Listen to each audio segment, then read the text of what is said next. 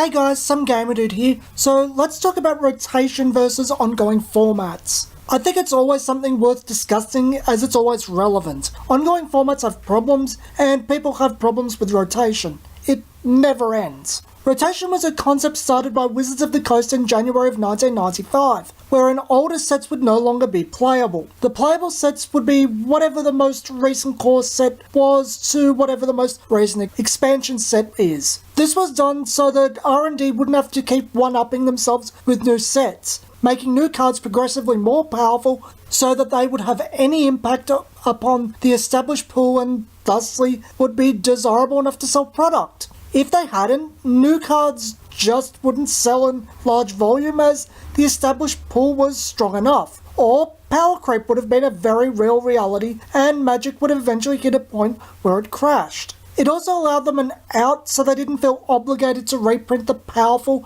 expensive cards of the first few sets, in turn devaluing them further from what Unlimited had already done. It wasn't necessary, they wouldn't be playable, and people wouldn't need them. Rotation has a lot of benefits to all parties involved, though it has some rather bad drawbacks. Rotation's main benefit I've touched on before in another video: problem cards go away. If something is dominant, rotation will eventually eradicate it. It also allows developers to create cards without a massive card pool to think about, something they can't always do when there are thousands of cards to remember. Sales don't lag unless the game is rendered undesirable by bad R&D or a set just being truly bad. It keeps the game fresh as things change once a year. Things people are sick of fighting go out, new things come in. It theoretically keeps the game balanced. With sets having a reason to purchase them, they will be necessary eventually. Balance can come to the forefront. There is no reason to sell sets on pure power alone. Power creep shouldn't happen. Lastly, and most importantly, it's very approachable. With only 2 years worth of product, it's a vastly less daunting task to start a game than going from day one, wherein old cards will be ridiculously expensive without reprints, and the new player will have years upon years of cards to learn. Rotation's got 2 main issues, however. Your older cards are rendered useless,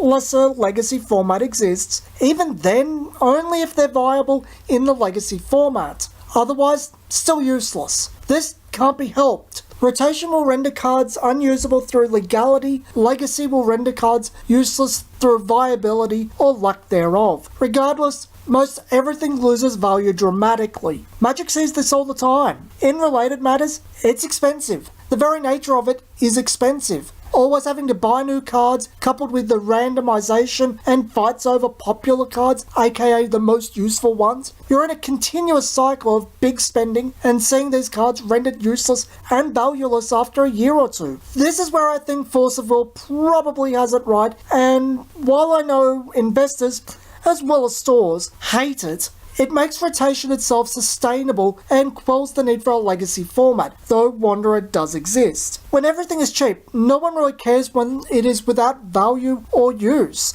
as people feel like they got their money out of it. Now, this doesn't mean Force of Will does it effectively. There are other problems with the game, and it doesn't help stores. It also doesn't mean that only Force of Will gets this, as Pokemon has been trying to get cheaper over the years with the introduction of more expensive variants of Ultra Rares while making the base versions more common. Likewise, Wizards is trying to use Masterpieces to try to help alleviate the cost of Standard. Collectors must buy, players reap the benefits, theoretically, though if Wizards really cared about the cost of Standards, Mythic Rarity would go away. Ongoing formats are the other way of doing a TCG, being most common in Japanese games where rotation doesn't happen. You can use everything from day one onwards. I say most everything as if something becomes a problem, it's just banned or restricted. Ongoing formats have a bit of a difference to legacy formats in that legacy formats are not the main product and don't regularly have cards made with them in mind, whereas ongoing formats are the main product and everything is made for them. It's a similar concept,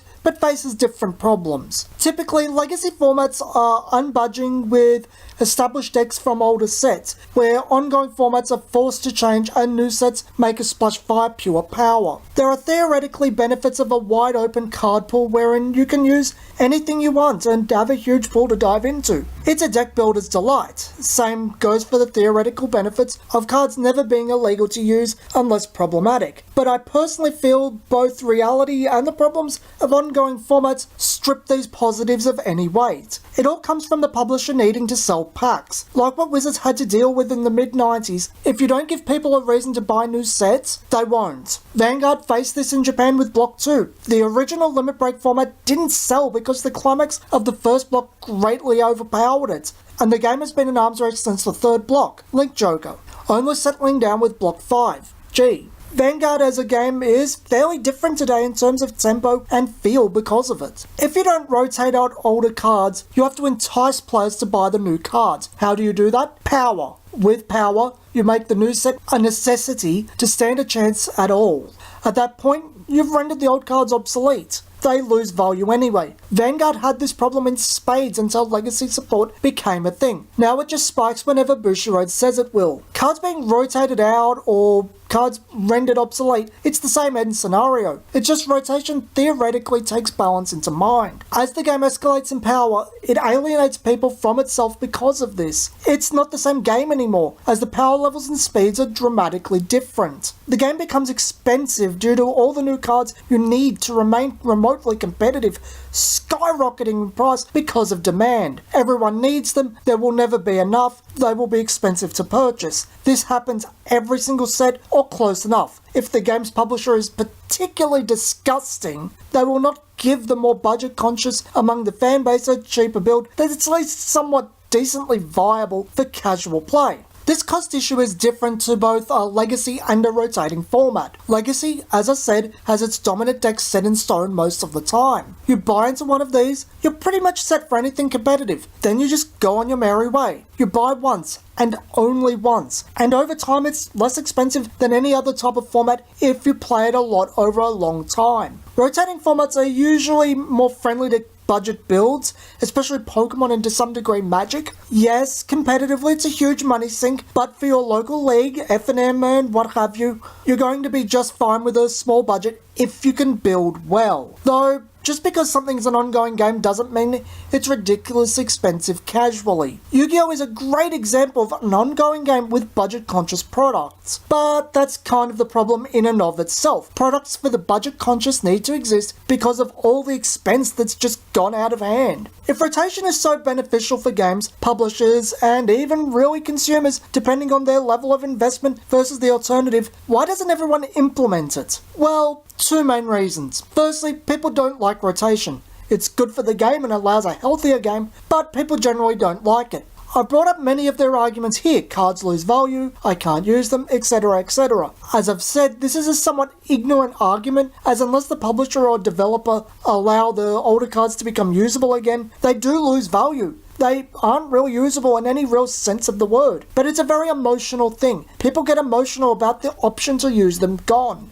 They get emotional about the very idea that they'll become viable again in some form is gone. This emotional element actually kills games, as seen with the Naruto TCG, which implemented rotation under the name block format, which led to its death. No one liked it. Secondly, some games just aren't built for it, or would have to rethink how they make cards for rotation to be even viable. The card pool loses too much with rotation. The list of viable decks narrows far too much, and too many types of play, or archetypes, as ongoing games love archetypes, just cease to function as a vast majority of their components or incredibly crucial components are gone with no substitute. Even a colour system in an ongoing game, such as Dragon Ball Z, would have suffered greatly with rotation. It has to be set up with many sets in advance, and frankly, Yu-Gi-Oh! Might be onto something. We all know Konami just likes to use the ban list to noodle whatever they've already made their cash on to promote new stuff, but the idea, something gets its reins pulled back so something new can shake up the game, it's a viable option if you don't want to implement rotation in a reasonable manner.